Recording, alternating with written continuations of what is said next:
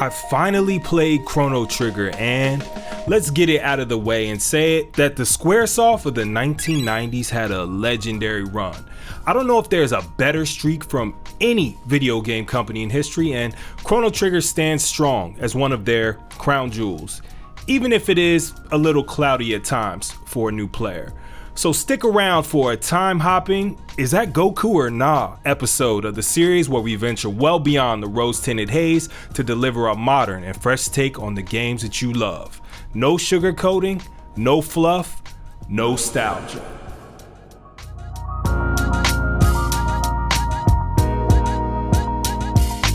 The year is 1995. Mel Gibson hadn't yet completely gone off his rocker, as he had transported us back even further in time to the Scott William Wallace and his fight for independence in a mean-ass kill. OJ's trial was seemingly more significant than any other event in human history.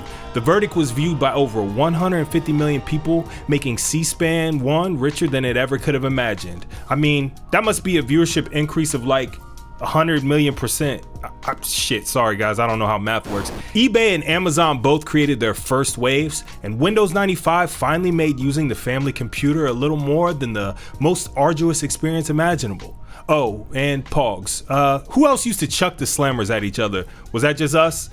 Okay, cool. Now that year, the gaming industry was in quite a bit of flux. The first true 32-bit consoles were hitting shelves around this time. Sorry 32X, I'm just not gonna give you that dignity. Aww. And the 16-bit era was closing fast. However botched the Sega Saturn handling was, it was on its way, and so was Sony's PlayStation, with Nintendo hard at work to launch its own doubly powerful console the following year. Don't you miss those all-important numbers? How many bits are current consoles even? But because Nintendo wasn't quite to the plate yet, the Super Nintendo and Super Famicom were still kicking, with many classics such as Killer Instinct, Donkey Kong Country 2, Earthbound, and Super Mario World 2 dropping that calendar year. While the above games were all fantastic in their own ways, whenever 1995 is mentioned for the console, one game stands head and shoulders above the rest. The good news, it's the reason you clicked on this video. You may be wondering, right? Mr. Gamer, I thought you were a JRPG buff. How have you never played one of the all-time greats nearly 30 years after its release? Well, my friend, while you may be correct, and I was enjoying many great JRPGs via my Sega Genesis, my SNES was stolen from me circa 1995, and that mystery remains unsolved to this day. Personally, I blame Blake. Don't ask. Now that I'm filthy rich from YouTube, money, and sponsorships, I can afford the odd Steam title, which is an appropriate time to get into this game of the hour. BC or AD, your pick, called Chrono Trigger. Is this all-time classic still worth your precious 25 hours today, or in 2300 AD? If you're watching it then, let's go ahead and find out. It'd be hard not to talk about the development of Chrono Trigger and fail to point out that this game was developed by gods and goddesses of so many mediums that it was almost impossible for it not to turn out absolutely goated. Kazuhiko Aoki at producer, Katase at director, Nomura on graphics, Mitsuda at composer, Akira fucking Toriyama at character design. Watch out, Michael and Shaq. This starting five may have beaten you to the punch by just a few months. According to Kazuhiko Aoki, they all started talking about making an RPG around 1991. While it was just casual talk then, Yuji Horii created the story's outline about 2 years later. As a massive fan of time travel fiction, this affinity sent Chrono Trigger down a path that would lead to it becoming one of the most beloved role-playing games of all time. Hey, wouldn't it be great if we could all work together on something? Well, yes, it would. Coming off the megalith that was Final Fantasy VI, only roughly half of the 50-person staff from that game came over to work on Chrono Trigger, with the other 25 being new to development. This mix of new and old helped create the game's fresh yet familiar feeling. To this point, the 50-person team was the biggest of any Square production, alongside a 32 megabit cart that allowed them to run rampant. It's crazy how 50 people seemed like a lot to work on a game in 1995. Times that by about 10 or 20 for the latest GTA today. Akira Toriyama's being so integral to video games development and look must have felt incredible then. He is known best for bringing to life some of anime's most well-known and memorable characters in Dragon Ball Z. So many of us stateside were beginning to hear rumblings from friends of this incredible story. While Chrono Trigger predates the official release here in America, I can't help but imagine it helped push sales in the years to come. And Toriyama's style is all over this game. Chrono is clearly inspired by Goku, Marl and Luca by Bulma, and many other characters and enemies could be mistaken for episode 358 of DBZ's 19th season. He also designed vehicles, the era stylings, and the overall game aesthetic. It's this style and flair that really cements Chrono Trigger as something so unique in the era.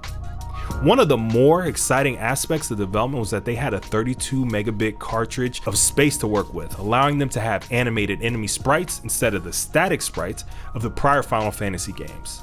The combination of the space and freedom to do what they wanted visually gives the game a spirit and expressiveness that is more limited or outright missing in many older RPGs. Even more impressive than the graphics is the music. Primarily composed by Yasunori Mitsuda, with contributions from Uematsu, the number of songs and sound effects was unrivaled at the time, thanks to the extra 16 or so megabits of space over Final Fantasy VI. With some of the most well-loved passages in JRPG history, Mitsuda truly put his ankle in this one, and his stomach, as he suffered from stomach ulcers shortly after a hard drive crash that found him losing nearly 40 in-progress tracks. As someone who has lost entire albums worth of music due to faulty hardware, I feel his pain, but we'll talk more about all that when we get to the music. Upon release in 1995, Chrono Trigger was a massive critical and commercial hit. Over 2 million copies were sold in 2 months in Japan, only topped by Dragon Quest VI in sales. It also did incredibly well in the States, both on the SNES and the re-release on the PlayStation, leading to over 2.65 million more sales. Combine that with the nearly 800,000 sold of the Nintendo DS version, you can see that this game did incredibly well for Square, crossing the 5.1 million mark, with all versions included. Critically, the game couldn't miss either, routinely getting 9s and better from nearly every outfit. With a 92 on Metacritic based on 57 reviews and a 9.2 based on over 150 fan reviews, the evidence is clear. If it's not better than every other JRPG of the time, it's certainly in that conversation. And speaking of conversation, let's talk about the conversations characters have in the game. I think you refer to that as a story. Now warning, spoilers abound. Our story begins in the quaint village of Truce, where our spiky-haired protagonist Chrono attends the Millennial Fair. Little did he know that a chance encounter with the adventurous Princess Marl would set off a temporal roller coaster. A mishap with Marl's pendant activates a mysterious portal, and the duo, along with their evolving party of companions, find themselves embroiled in a time-spanning escapade. The group, featuring the robotic luminary Robo, the amphibious swordman Frog, and other eclectic characters, stumbles upon a time-traveling device crafted by the enigmatic Guru of Time. This temporal gadget catapults him across epochs, from the ancient past to the distant future, where each era unveils new challenges and chronological puzzles. Their adversary, the cosmic parasite Lavos, becomes the ticking heartbeat of impending catastrophe, threatening to plunge the world into a chronal abyss. The narrative unfolds like a meticulously crafted clock, revealing the interconnected gears of the past, present, and the future. The team's mission is to thwart Lavos and mend the fabric of time. Their quest spans eons, from 68 million BC until the post-Lavos world of 2300 AD, weaving through epochs like the warp and weft of a celestial tapestry. As the adventurers traverse through medieval kingdoms, dystopian futures, and primeval landscapes, they grapple with the consequences of their action. Choices made in one era echo across time, altering destinies and shaping the world in unforeseen ways. The narrative explores complex themes such as the consequences of meddling with time, the interconnectedness of the past, present, and the future, amongst many others. Amid their temporal odyssey, the party faces a heart-wrenching twist when Chrono, the very linchpin of their journey, meets an untimely demise. The tragic event unfolds during a daring confrontation with Lavos. In a sacrificial act, Chrono valiantly steps into the maw of danger to save his comrades from the cosmic menace. The emotional resonance of this moment echoes across the Chrono threads, leaving the remaining party members and players alike in a state of disbelief. It's a pivotal scene that transcends the boundaries of traditional gaming narratives, forcing the characters and the audience to confront the harsh realities of this quest. At this point, the story can start to branch off. You can either continue without Chrono or basically do a DBZ episode to get the Dragon Balls and revive Chrono. This was one of the first games with multiple endings and, as far as I know, the very first with New Game Plus. Whatever you choose, doing something different on subsequent playthroughs is not that hard, so I recommend it. As the party hurtles towards the climax, they confront Lavos in an epic showdown that transcends time and space. The battle against this temporal titan is a tour de force, a symphony of skills and strategy that requires the party to synchronize like clockwork. The solution is not just a victory over Lavos, but a revelation about the nature of time itself. The pivotal moments in the story, including encounters with mysterious entities like the time-traveling wizard Magus and the revelation of Frog's true identity, add layers and complexity to the overarching plot. The narrative is relatively simple, and the characters act less subtly and feel more archetypical than other great JRPGs, but honestly, I love that. Everything is brisk and the heavy shit hits hard when it shows up periodically. Still, ultimately, Chrono Trigger's story and characters remind me of some of my favorite summer blockbusters. It's not the most complicated, nor the most incredible writing. Still, there is so much heart, levity, and bonding amongst the team, a fantastic pace, and always something interesting to experience as the tale flies along at a gratifying clip.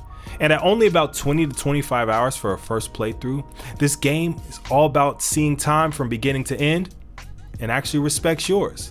Unlike that one game that tells you to take your time and just, disrespects it. It feels like the video game equivalent of Guardians of the Galaxy, and Ayla is clearly Drax. I also feel like the silent protagonist aspect works well in this game, which is something I often poo-poo in other JRPGs. The other characters are so sprightly and full of personality that you can interject your style into the main. Also, could Lavos be Genova? Stealing the planet's life force sounds awfully familiar. Also, I love to hate Dalton. What a great joke character amongst quite a few good ones in this game. Now, Lavos' scream might haunt my dreams worse than that. Damn clowns. The story is simple and compelling and keeps it moving from start to finish. What's not to love? Now I'll tell you what else there is to love, and that's the gameplay. It's many of the usual suspects. You walk around, interact with townspeople, get new quests, go to a dungeon, fight, boss, repeat. But for one of the first times in a JRPG, you can see enemies in the field, and the combat takes place in that field. A true revelation at the time. Bye-bye random encounters, well, mostly. Later in the game, many encounters cannot be seen and are just triggered. This was a letdown, but I get why they did it. And that combat is fast-paced, direct, and full of fun. ATB is frantic, especially with active turned on, and finds you sorting through your skills fervently, trying to find that right move before your party is demolished. Initially, the speed of the Chrono Trigger system felt like such a significant strength. If you mess up, you're right up against a chance to recover, but you don't feel like you can waste your time. There's pressure without feeling frantic. I did turn it to wait about 3/4 of the way through, just because the menus can be a bit finicky and imprecise, and I would die simply because I chose the wrong command in the heat of battle. This was definitely a quibble of mine with this game, as some enemies just move so fast that you're tripping over your fingers to get to the correct technique or magic, only to be overtaken by a speedy bitch. You cannot sort your menu or even have the cursor remember the ending position. This is where the aids of the game definitely shows. There's no job system, no gems, no summons, just good old-fashioned classic level and skill growth. I really enjoyed the simplicity of the systems. They were straightforward and easy to understand. Each character is distinct, with various magic to learn, skills to master, and gear to equip. The gear consists of a weapon, helmet, armor, and accessory. That's it. Characters can do these incredible skills by joining forces with their learned techniques in 2s or 3s to unleash outrageous damage on their foes. Chrono Trigger mixes up enemy challenges better than almost any JRPG I've ever played. The game was definitely on the easy side, but how it forces you to change tactics to deal with enemies is still so fresh, even today. Some enemies can only be hurt by physical attacks, some require specific magic to break their barrier, others are fast and attack in swarms but are susceptible to AoE attacks, and this is even more prominent in the boss fights. Making boss fights tough through tactical means instead of just giving them raw stats neatly fits the gameplay paradigm while keeping things feeling unique. This massive change in 1995 still feels great to play today. And the final fight with Lavos was fascinating. I'm not sure I've played anything like it. As Lavos mimics the tactics of the 9 prior bosses, you must remember what they were weak to and exploit them in the same way. Felt very different. And with New Game Plus, you can do everything all over again. There are around a dozen endings to find. Most are just silly, but the replay value is there, and the combat and exploration are so much fun, feels worth doing it again. Now, the game's graphics are the pinnacle of pixel art on the console. With Akira Toriyama at the helm for the character and environment design, the team had their hands full bringing his vision to the screen, but boy, did they deliver. Now, he only drew the characters from the front, so the graphic artists created all the back designs. However, he did provide them a sense of atmosphere and vibe, and the game just oozes it in every era. From the prehistoric landscapes of 65 million BC to the futuristic city of 2300 AD, each era is visually distinct, immersing players in the journey. The attention to detail in the background art, coupled with atmospheric effects like rain and lighting, contribute to the game's immersive feel. One notable aspect of Chrono Trigger's graphics is the use of Mode 7, a graphic mode on the SNES that allowed for impressive pseudo 3D effects. This is evident in certain areas such as the flying Epoch time machine, the race against Johnny, and the dynamic camera angles during specific events. The game's utilization of Mode 7 added a cinematic quality to the overall presentation. Now, the character animations during battle are a highlight, with fluid movements and dynamic attacks that enhance the excitement of the active time battle system. Having double the space of Square's prior opus, effects fly all over the screen as characters move in smooth lines towards each other. Using special effects for magic spells and tech abilities further elevate the visual spectacle, creating a sense of awe during crucial moments in the game. From the graceful movements of Ayla to the mechanical precision of Robo, the animations breathe life into the pixelated characters. It's a testament to the development team's skill that they managed to convey so much personality and emotion within the limitations of the SNES hardware. Now, speaking of hardware, if you're playing on Steam, do not turn on smoothing. This might be the worst implementation of smoothing I've ever seen in my life. Like, it's literally awful, like pixelated diarrhea smeared across your monitor. I wish I could use the Epoch to go back in time and smack whoever handled it. Just leave the big chunky pixels, I beg of you. There's something so classic, so elegant, and so pure and timeless about the look of Chrono Trigger. Definitely feels like the quintessential JRPG. And those anime cutscenes from Akira himself that were added to the PlayStation 1 version, if they don't get you hyped, shit, I don't know what will. Something else that will get you hyped as fuck about this game is the music. Composed by the legendary Yasunori Mitsuda, with contributions from Nobuo Uematsu and Noriko Matsueda. The game's music is often hailed as one of the greatest in the history of video game soundtracks. The development of the music was as much a saga as the game's time-traveling narrative.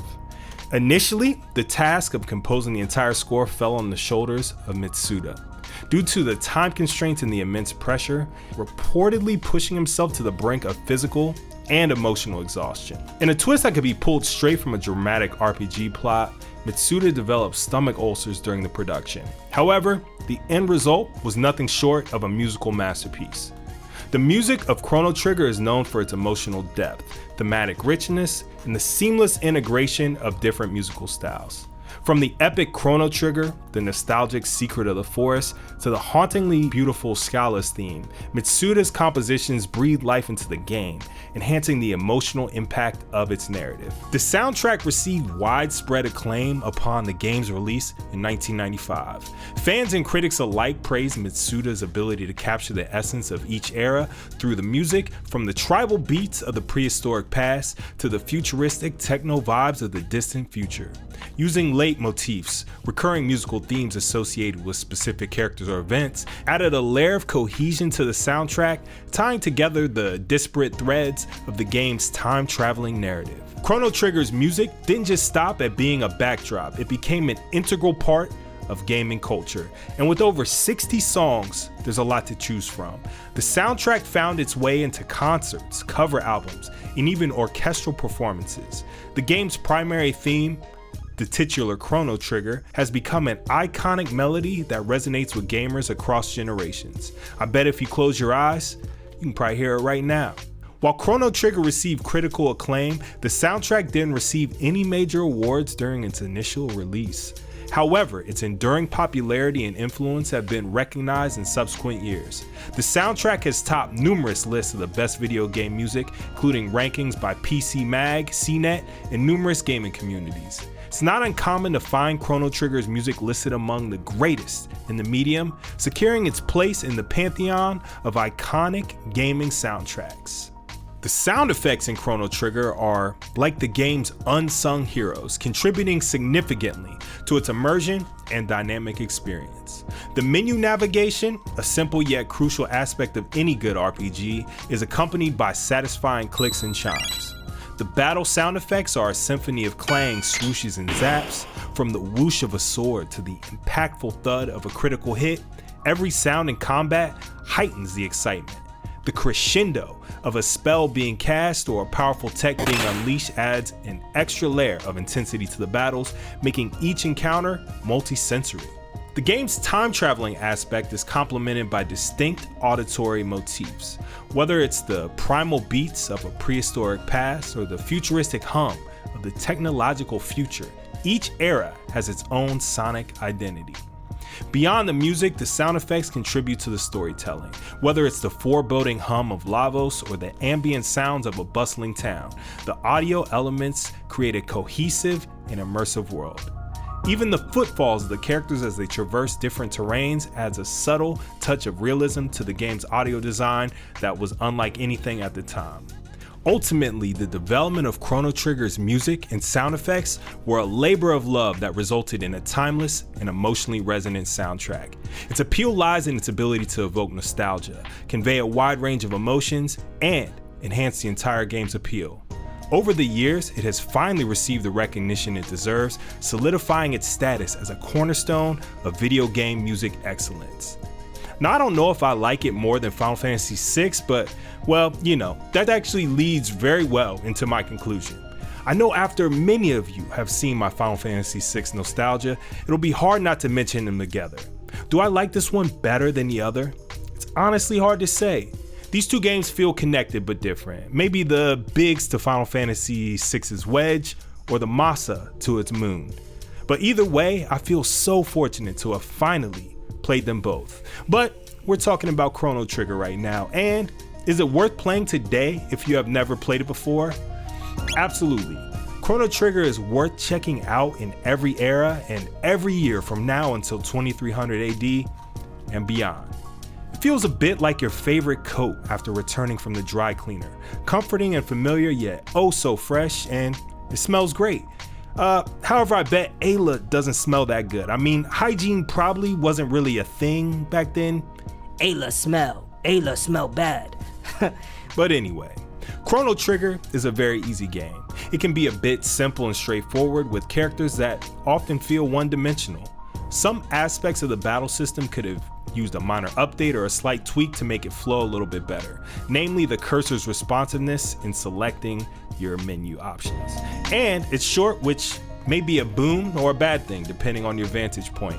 But it just feels so pure. It feels like the dream team came together to make something magical. And like the 92 squad that seemed impossible to lose, Chrono Trigger truly was a dream project that felt foregone for greatness. And it lived up to that greatness with nearly 30 years of accolades and memories of those who have played it in the past and many more in the future. If I could give people one classic JRPG to try, sorry Final Fantasy VI, this one is it now. The time investment and easy flowing nature make it perfect for a first JRPG, and I see why it was the gateway drug for so many Super Famicom and Super Nintendo players in 1995. Chrono Trigger transcends. It is genuinely timeless. Now, if you enjoyed this nostalgia, click here to hear my thoughts on the other side of this two-headed SNES dragon, and I'll see y'all all on the flip side. Peace.